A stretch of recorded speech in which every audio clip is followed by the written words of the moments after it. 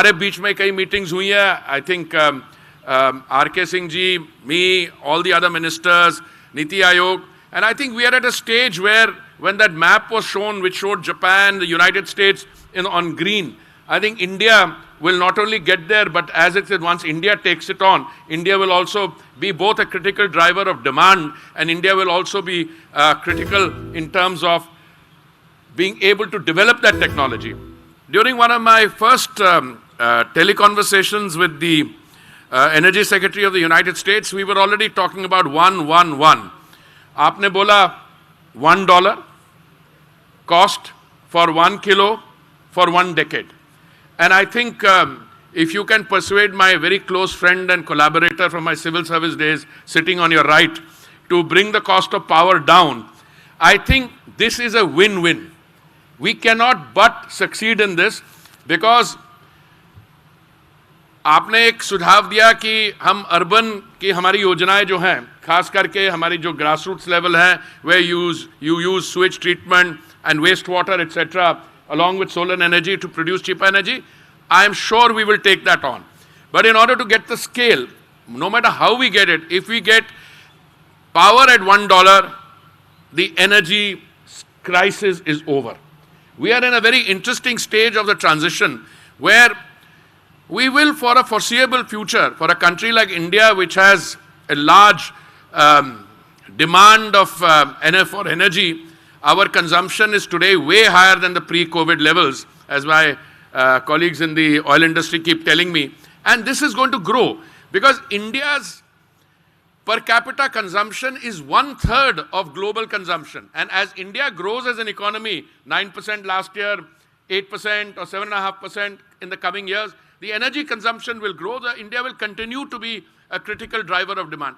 Interestingly, and this to me is a very important point, whilst the need for traditional energy will be there, the investment that was required in traditional energy was not forthcoming because everybody's mindset shifted to new, green, sustainable energy. We support that, but equally, we also have to ensure that our consumer, who ultimately we have many developmental challenges, continues to be provided energy at affordable prices for the foreseeable future. I have many other things I would like to say. I would like to congratulate Toyota Kirloskar for the Toyota Mirai. I would also like to say that if you can make it a success, which I'm sure it will be after the pilot project, with Mr. Gadkari's blessings, this goes on. I think you sold, what, 18,000 units in the world? Yes, can I hazard a guess that with a little bit of effort, you can multiply that number in India alone? Provided we can get a few things right. We can get both the fuel part, get other things right, and of course, I always ask what is the price. But some of it in India will be, novelty value. People are going in for a new technology. But in India, marketing a successful product also requires a few other complementary factors to be put in place. I must say, I'm particularly pleased, and I have to run away, and you know for why I have to leave. We have a situation where today the Prime Minister took many initiatives. This green hydrogen in mission mode is one, but he had resolved that we would do ethanol blending. In 2014, when our government came in, the ethanol blending was only, I think, 1.4%. We had set ourselves a target. That target has been met at this point. We are already doing 9.2 or 10% ethanol blending. When I was in Brazil, and I'm talking about the year 2006 or 7, we had set ourselves a target of 15 states and union territories for 5% blending, and that was not forthcoming.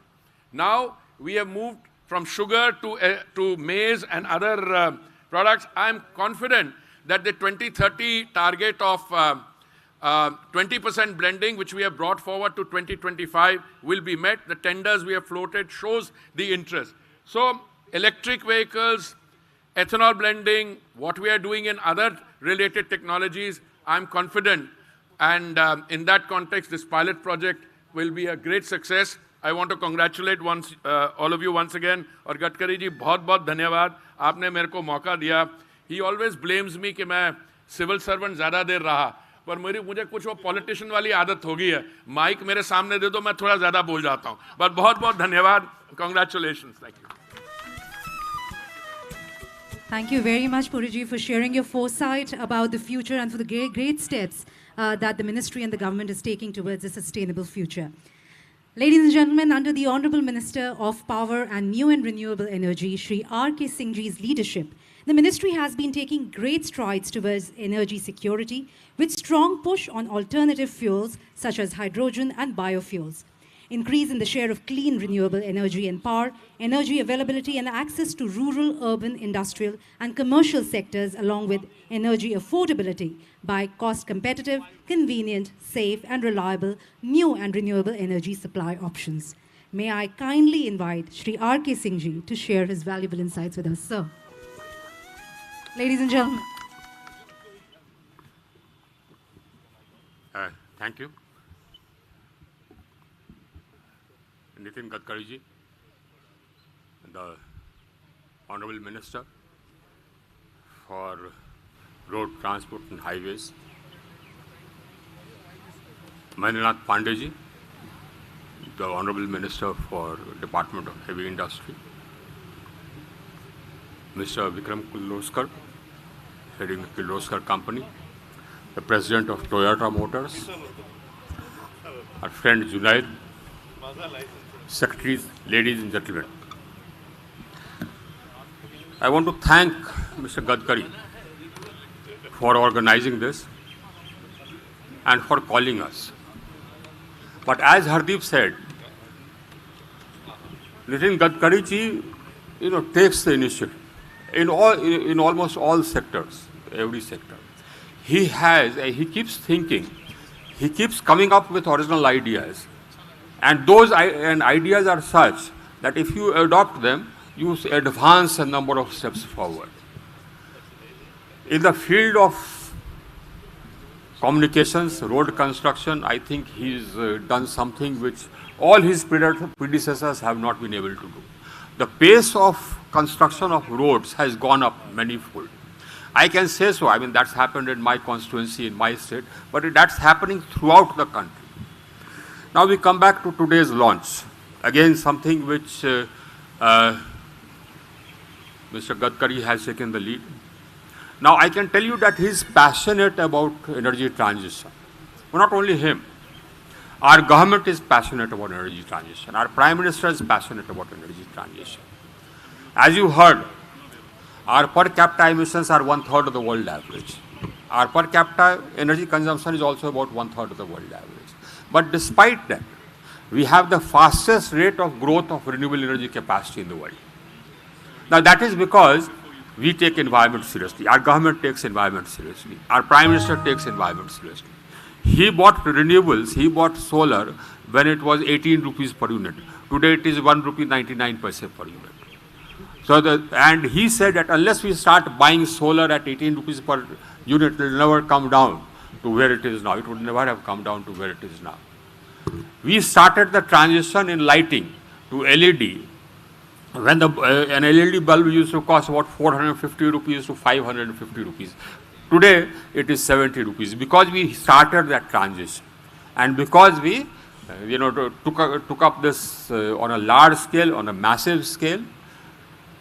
And just this LED program alone has resulted in a reduction of CO2 emissions of 113 million tons of CO2 emissions every year. Just the LED program. What we have done in our energy transition is actually defies description.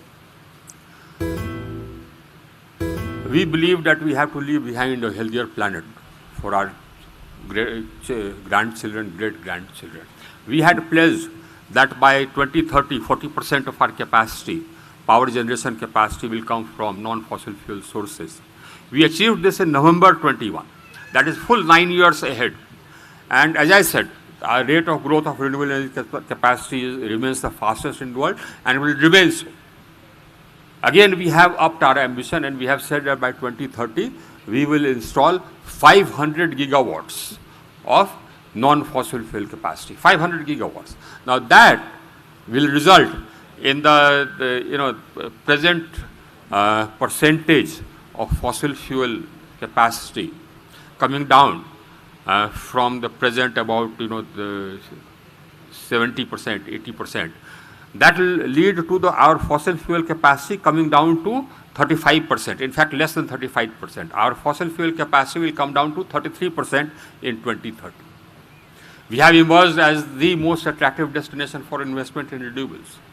We have an aggressive program for electric mobility. All this, because we believe that this environment needs attention, the environmental problem needs addressing.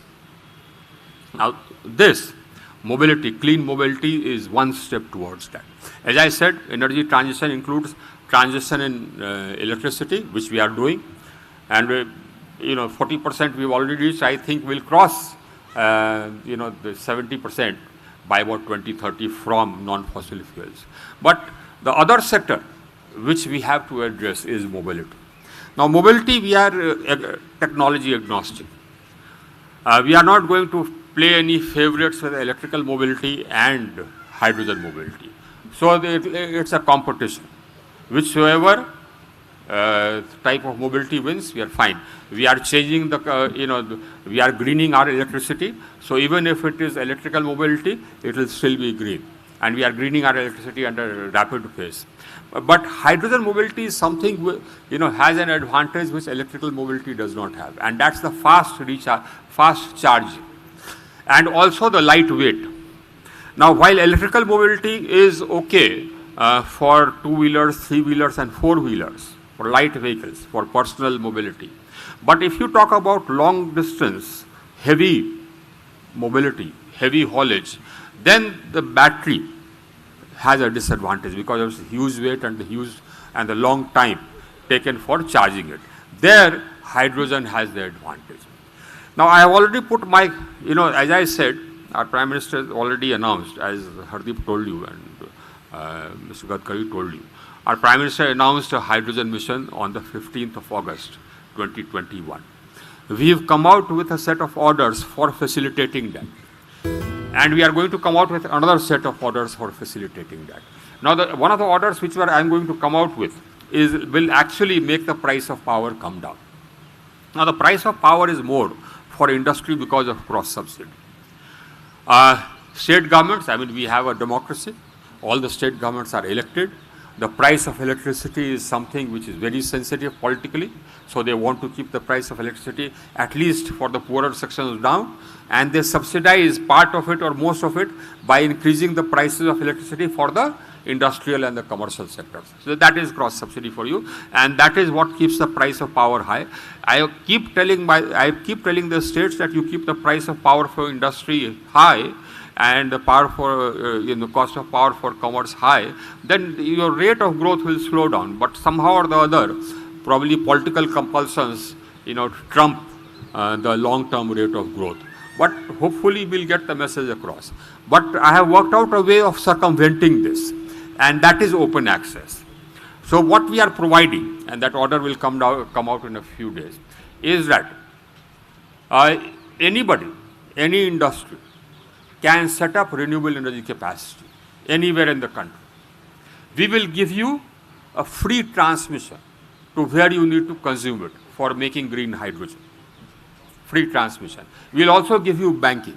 Now that will bring down your cost of power to, let us say, 2 rupees or 2 rupees 15 paise per unit. Now that will be, less than, will be just about 2 or 2.5 US cents to a dollar. I don't think power will be cheaper than that in any part of the country. So, if you are talking about 2 rupees 15 paise per unit for electricity, how many US dollar cents is that? If you take it at 75 rupees, I think 2.5, maybe 3 US dollar cents. That's it. In no other country will you get electricity at 3 US dollar cents. So that will encourage hydrogen production. And we are also going to put mandates. We believe that to proceed to reduction of emissions. Incidentally, reduction of emissions is again something in which we have taken the lead. We had pledged that by 2030, we will reduce the emissions intensity of our GDP by 33 to 35%. In 2020, when we measured it, we had already reduced it by 28%. And as I said, I mean, we have huge programs which are carrying out the reduction. One I told you about this lighting, LED. The other is for the industry, perform achieve trade, a reduction of 103 million tons of CO2 emissions per annum, just in its third cycle. And we've started, three other cycles which are ongoing. Our appliances program, a reduction of 53 million tons of CO2 per annum. Now, these are the emissions which we have achieved. And that's why we are a world leader. We are the only country, only major economy, whose actions are consonant with a sub-2-degree rise in global temperature. I mean, the Western countries keep talking about environment, but they have done precious nothing compared to what we have done. Despite the fact that, their emissions, per capita emissions are 6 times the world average and our per capita emissions are 1/3 of the world average. Despite that, we are the only major economy whose actions are consonant with a sub-2-degree rise in temperature. So that is because we believe in it. Our Prime Minister believes in it. Our leaders believe in it. And we shall continue to be the leader in energy transition. And for that, this is necessary, especially for long-haul transport, especially for heavy transport. Incidentally, I have asked some of my companies to start work on it. So I have given the target to NTPC to start hydrogen buses, hydrogen bus services, super deluxe hydrogen bus services from Delhi to Jaipur and Delhi to Agra. And I have also given them the task to start hydrogen mobility in Ladakh. We plan to have a totally green Ladakh. We'll be, of course, generating about 10,000 megawatts, 10 gigawatts of renewable energy capacity in Ladakh. And we've planned the evacuation. That evacuation is also expensive. And, that evacuation will come with almost about 4,000 megawatt hours of storage as well. So it will be round-the-clock green energy coming out of Ladakh. And 4,000 megawatt of hours of storage is huge. The largest size of storage presently installed in the world, 250 megawatt hours. Only 250 megawatt. And we have again come out with a bid for 1,000 megawatt hours of storage for power here, which we shall install for our national load dispatch center, for ancillary services. We are leading, and we shall lead in green hydrogen as well. So as I said, we are going to put mandates on the petroleum industry. They use a lot of grey hydrogen, so that grey hydrogen will be replaced by green hydrogen. We are going to place a mandate on the fertilizer industry. They use a lot of grey ammonia, and so that grey ammonia has to be replaced by green ammonia. And in that also, I mean, the size of our bids are going to be huge. You see, we are a large country, so any bid which we do, I mean, as in battery, will be, one of the largest in the world. So my first bid for green hydrogen will require a electrolyzer capacity of 8,800 megawatts. Now, that much of manufacturing capacity does not exist in the world as yet. So we'll have to make it here. And we have some companies which already have the electrolyzer technology. So I am sanguine. I am sanguine that we'll have electrolyzer made in India for making green hydrogen here. And we intend to emerge as the exporting hub for green hydrogen. So for us, it is to the future. We look to the future, and we look to lead the rest of the world into the future in the energy transition. Thank you very much. Congratulations to Toyota and Kirloskar. Thank you, sir. Thank you for, of course, being very proactive in what you're doing for green electricity and, of course, green mobility. The steps you have taken to cut down the cost of electricity and, of course, for the future, which looks absolutely beautiful with the kind of targets which are being achieved before the envisioned time. Thank you for that. Ladies and gentlemen, under the leadership of the Honourable Minister of Heavy Industries, Shri Mahendranath Pandeyji, the Ministry maintains a constant dialogue with industry, its associations, and encourages initiatives for the growth of the industry. FAME schemes and recently introduced PLI schemes by the Ministry are strong examples of some of the important policy interventions by the Ministry with Shri Pandeyji's leadership. I take this opportunity to request Shri Pandeyji to kindly share his insights, say a few words to our esteemed gathering. Let's have a huge round of applause for the Honourable Minister.